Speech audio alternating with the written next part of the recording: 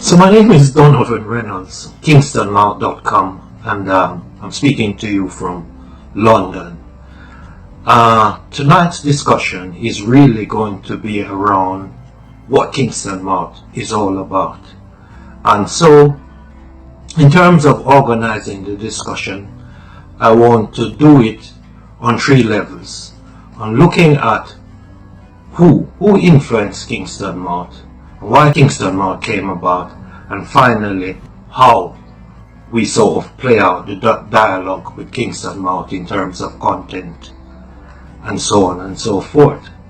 So Kingstonmouth really was inspired by my turn of events in 1999.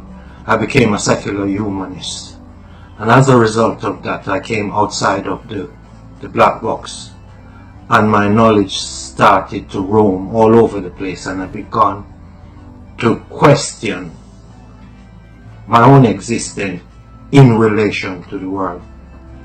And so, sort of from a social science background, which is grounded in human action, I started to begin to think about the world and what would be my contribution. And so the idea of Kingstonmouth came about. But let's back up a bit.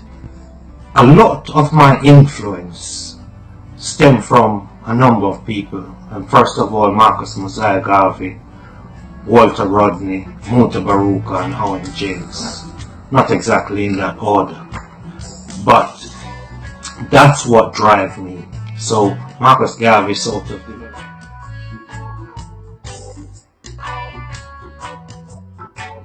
develop a scholarship around sort of self-help of black people, that I bought into that idea that we've got to begin to build our own institutions, social institutions, in order to survive. So Walter Rodney sort of wrote the book about how Europe underdeveloped Africa, and the language in which that book was couched, and Walter Rodney struggles in his life as a Caribbean man and as an intellectual and as a man who brought scholarship to the Rastafarian movement but contributed to the Pan-Africanist movement, really moved me in terms of his action and in terms of his writing. In terms of Muta Baruka,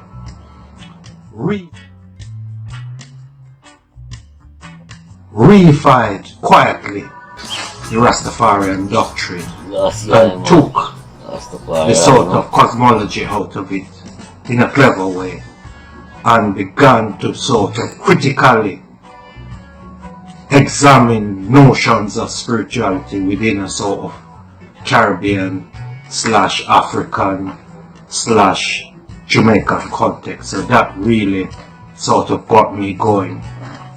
And more recently, Owen Jones writing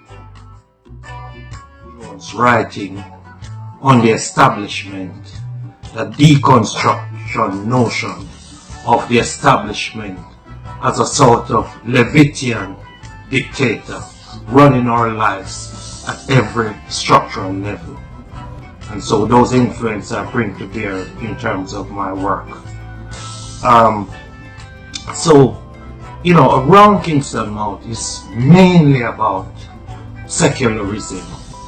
With secularism, when we started out, we had a dialogue about secularism, where we began to compress history and sort of deconstruct it away from the European notion.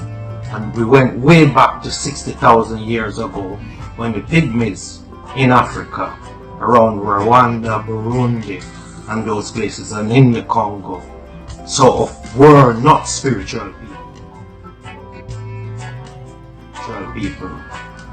And so we sort of pull upon their understanding that, when you look at their graves and everything, they didn't have a sort of symbol on their graves in terms of spirituality. So we track spirituality from their right down, rather anti-spirituality, right down to today.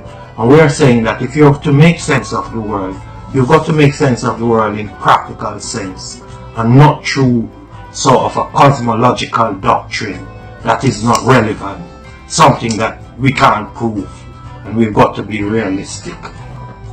So Kingstonmouth broadest dialogue is really around sort of post-colonial scholarship, like I said, from Marcus Garvey, Walter Rodney, Muta Baruka. Then sort of we delve into the area of critical theory from Karl Marx, running the gamut of Gramsci, Adorno, Habermas, etc. And we sort of look at, the sort of object-subject relationship and say it's not necessarily anymore to look at the world in concrete terms, but to begin to use language to challenge oppressive systems like capitalism, like colonialism, like the education system, which is sort of has got a European scholarship around it, and it's inclusive. And so the way how we see things is not fixed. Things are changing, and we've got to criticize those sort of oppressive regimes. So we bring into all of that the feminist doctrine as well, as a form of critique in terms of women seeing their roles within the society. We challenge the role of masculinity and try to sort of promote a sort of justice agenda for women. Then we deconstruct the idea of religion, and we see religion really as part of a world system, a world cultural system that sort of imprison us and only contribute to capitalism. It doesn't contribute to people in the global south.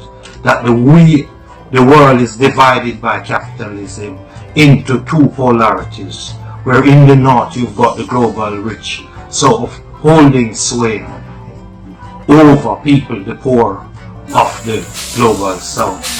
So we look at also world system theory in that respect, in terms of Wallerstein theory, of how the world is divided into different sort of polarities, where sort of the capitalist doctrine has become the new god, and it is used to sort of oppress people in the global south.